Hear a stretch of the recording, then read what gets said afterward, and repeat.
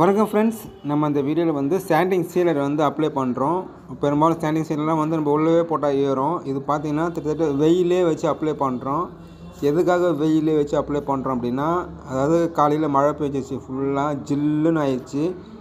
ஜில்லுன்னு இருக்கிற கிளைமேட்டுக்கு வந்து நம்ம ஸ்டாண்டிங் சீலர் அப்ளை பண்ணாக்கா அது வந்து ஏறவே ஏறாது. வெள்ளை வெள்ளையாக பூத்துரும். நம்ம வெள்ளை வெள்ளையாக சுண்ணாம்பச்சா மாரி ஆயிரும். அதுமாரி ஆகாமல் இருக்கிறதுக்கு இது மாதிரி நம்ம வெயிலே வச்சு நம்ம கூலிங்காக இருக்கிற டைமில் இது மாதிரி நம்ம உள்ளே வச்சு நம்ம வெளியே வச்சு வெயிலில் நம்ம இதுமாரி அப்ளை பண்ணலாம். அதுக்கு வந்து ரொம்ப வெயில் காயிற இடத்துலையும் போடக்கூடாது.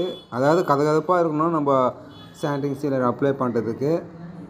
இது மாதிரி நம்ம பண்ணுறப்போ நம்மளுக்கு வந்து உட்பாலிஷ் ஒர்க் வந்து குயிக்காக ஆகும். நம்ம உள்ளே வச்சு போட்டோம் அப்படின்னா சுத்தமாக அந்த ஸ்டாண்டிங் சீலரே ஏறாது, ஜில்லுன்னு இருக்கும். கையெல்லாம் வந்து மரத்து போன மாதிரி ஜில்லுன்னு ஆயிரும். அது மாதிரி ப்ராப்ளம் இருக்கும்.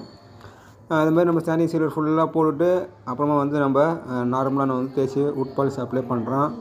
அது உட் பாலிஷ் பண்ண போகிறீங்கன்னா கூட வெயில் காயிறப்போ உள்ளே வச்சு அப்ளை பண்ணலாம். மழை பெஞ்சிச்சு அப்படின்னா இது மாதிரி அவுட்டில் வச்சு நம்ம கொஞ்சம் கொஞ்சமாக நம்ம வந்து உட் பாலிஷ் ஒர்க்கை முடிச்சிடலாம். எமர்ஜென்சி ஒர்க் அப்படின்னா நம்ம இது மாதிரி செய்யலாம்.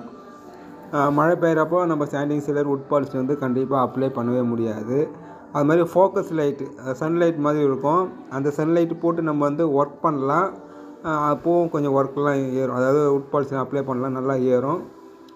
ஜில்லுன்னு ஆகிற மாதிரி இருந்தால் விட்ருங்க, வேலையே ஆகாது. மேலே நம்ம தொடக்க நமக்கு ஷைனிங்கும் ரொம்ப வராது. மழை டைமில் வேலை குயிக்காக ஆகணும் அப்படின்னா நம்ம இது மாதிரி வெயில் வச்சு போடலாம், சன்லைட் வச்சு நம்ம உட் பாலிஷ் அப்ளை பண்ணலாம்.